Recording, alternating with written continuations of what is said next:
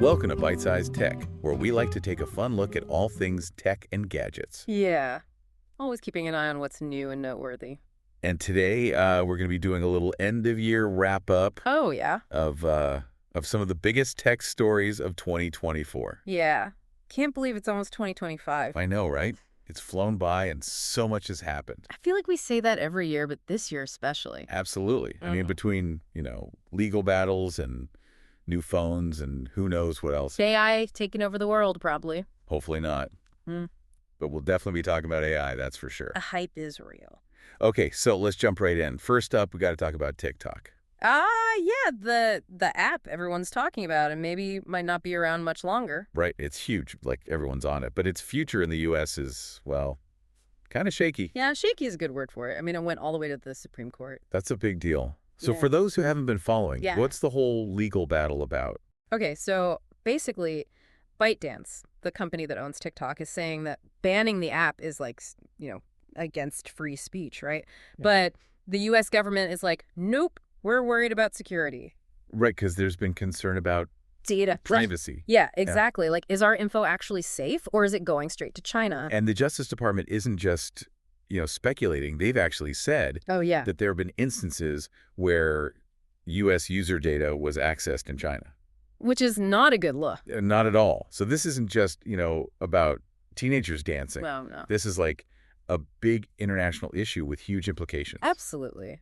I mean, it could change how we think about the internet, about data. Like, what if this sets a precedent for banning other foreign apps? Exactly. Or imagine the impact on U.S.-China relations. That's a lot to think about. And people are definitely divided on this. Oh, yeah. You've got some folks who are like, this is censorship. We need a free and open internet. And then others are like, hold on. We need to protect ourselves, national security first. It's tough because both sides have valid points. Totally.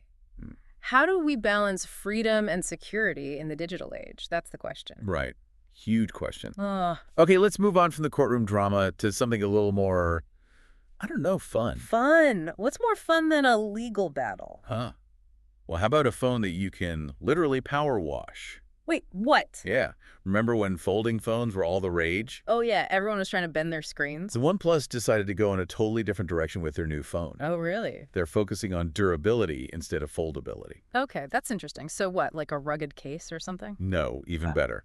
This phone has an IP69 rating. An IP what now? IP69. Yeah. It means it can handle high-pressure water jets, extreme temperatures, like basically anything you throw at it. Wow, that's pretty intense. Who needs a phone that tough? Right. Like who's out there power washing their phone? I mean, maybe construction workers, people who work outdoors a lot. Yeah, or like extreme athletes, people who are constantly in like, harsh environments. Yeah, that makes sense.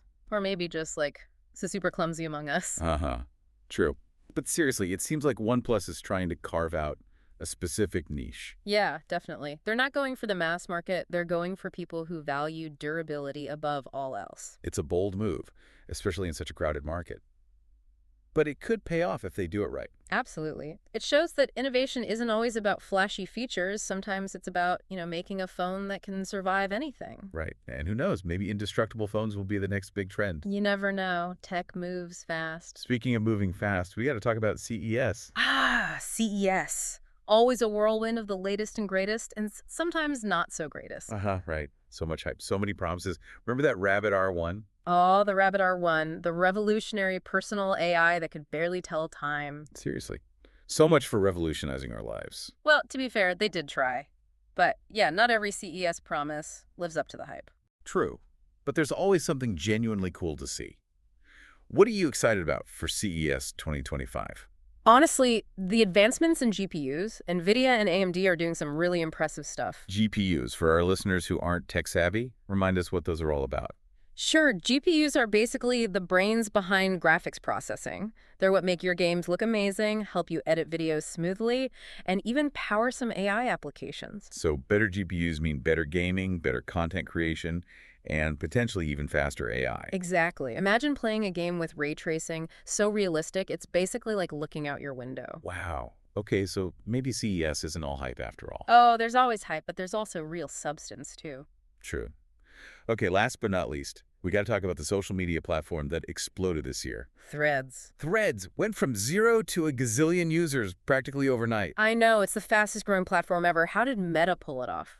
I think they tapped into something that people were craving. What do you mean? Well, people were kind of over the super polished, curated feeds of other platforms. Yeah, it's all so perfect, so fake sometimes. Right, and Threads felt more real, more raw, more authentic, like you were actually connecting with people. Plus, they made it super easy to join, tying it in with Instagram. Exactly. Smart move by Meta. They leveraged their existing user base and boom, instant success. Though they are planning on introducing ads next year. Yeah, gonna make money somehow, right? Right, but will that change the vibe? Will people stick around if it becomes just another ad-filled platform? That's the big question. Can Threads find a way to monetize without losing its soul? I guess we'll have to wait and see.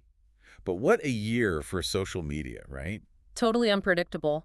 Who would have thought the next big thing would be a return to simplicity? It's a reminder that sometimes the best innovations are the ones that meet a real need. Absolutely. People crave authenticity. So, wow, what a year for tech, huh? Legal battles, indestructible phones, AI promises, and a social media shakeup. It's been a wild ride. And it makes you wonder what's next. What's going to be the big story of 2025? I have no idea, but I can't wait to find out. Me too. Thanks for joining us for this end-of-year wrap-up on Byte-Sized Tech. Yeah, thanks for listening, everyone. Be sure to like, comment, subscribe, and all that good stuff, and we'll catch you in the new year. Happy New Year. Happy New Year.